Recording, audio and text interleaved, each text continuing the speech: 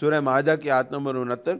ان الذین آمنوا والذین ہادوا والصابئون والنصارى من آمن باللہ والیوم الآخر وعمل صالحا فلا خوف علیہم ولا هم یحزنون۔ بے شک وہ لوگ جو ایمان لائے اور جو یہودی بنے اور صابی اور نصرانی، جو بھی ان میں سے ایمان لایا اللہ پر اور روز قیامت پر اور نیک عمل کیے، تو نہ کوئی خوف ہے ان پر اور نہ وہ غمگین ہوں گے۔ اس آیت کو سمجھنے کی بہت سخت ضرورت ہے، کیونکہ اس کے معانی کو صحیح طور پر نہ سمجھنے کی وجہ سے جو غامدی ہیں انہوں نے بڑے سارے چیزیں، بڑے غلط تصورات پھیلا دیے ہیں اس آیت مبارکہ کے متعلق کے ذیل میں۔ ان کا یہ کہنا ہے،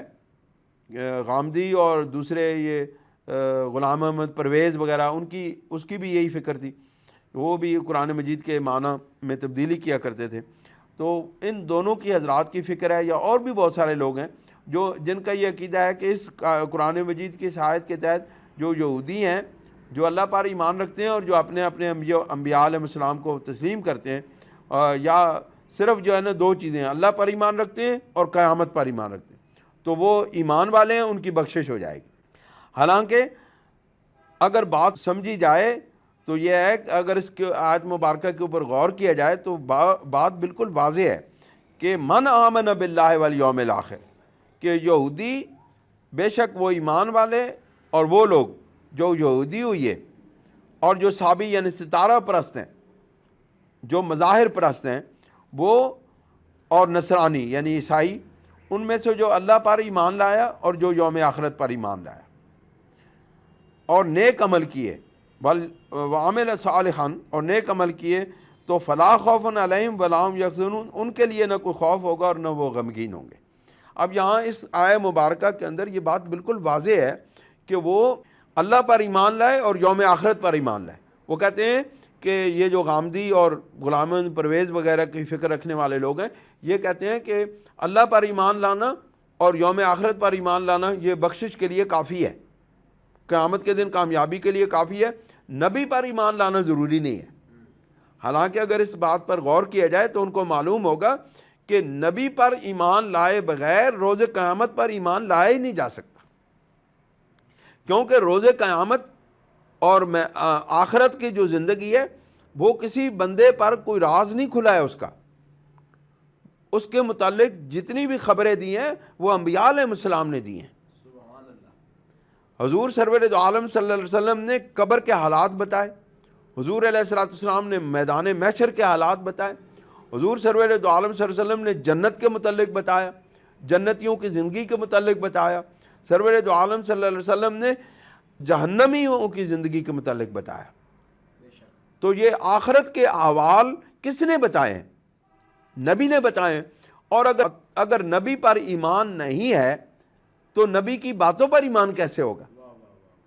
تو یہ خبریں، یہ غیب کی خبریں جو قیامت کے متعلق ہیں، جو آخرت کے متعلق ہیں، جو موت کے بعد کے حالات کے متعلق ہیں، یہ انبیاء علیہ السلام نے دی ہیں۔ تو اس کا یہ مطلب ہے کہ یہ جو یوم آخرت پر ایمان لانا ہے، اس کا تقاضا یہی ہے کہ پہلے انبیاء پر ایمان لایا جائے، نبی علیہ السلام پر ایمان لایا جائے، ان کی بات پر یقین کرتے ہوئے پھر آخرت پر ایمان ہوگا۔ اگر نبی پر ایمان نہیں ہوگا، رسول کریم صلی اللہ علیہ وسلم پر ایمان نہیں ہوگا، تو پھر ان کی بتائی ہوئی باتوں پر ایمان کیسے لایا جائے گا؟ اس کا یہ مطلب ہے کہ نبوت پر ایمان کامل ہونا ضروری ہے، تب آخرت پر ایمان ہوگا۔ اور نبوت پر ایمان ہونے کی وجہ سے ہی بندہ اللہ پر ایمان لے آتا ہے۔ بہت کم لوگ ایسے ہیں جنہوں نے اس کائنات کے اوپر غور و فکر کیا اور انہوں نے ایمان قبول کیا۔ 99% لوگ ایسے ہیں جنہوں نے قرآن مجید پڑھا تو انہوں نے اسلام قبول کیا، جن تک رسول اللہ صلی اللہ علیہ وسلم کی دعوت پہنچی تو انہوں نے اسلام قبول کیا، دین قبول کیا، ایمان قبول کیا۔ تو اس کا یہ مطلب ہے کہ جو ایمان والے ہیں، جنہوں نے ایمان قبول کیا ہے، وہ بھی بالواسطہ طور پہ نبی کے ہی اوپر ایمان لانے کے بعد اللہ پر ایمان لائے۔ نبی نے بتایا کہ اللہ ہے تو لوگوں نے مانا کہ اللہ ہے، نبی نے بتایا کہ اللہ وحدہ لا شریک ہے تو لوگوں نے مانا کہ اللہ وحدہ لا شریک ہے۔ لہٰذا کسی صورت میں بھی نبوت پر ایمان لائے بغیر نہ اللہ پر ایمان لایا جا سکتا ہے، نہ قیامت پر ایمان لایا جا سکتا ہے، کیونکہ کوئی بندہ بھی مرنے کے بعد واپس نہیں آیا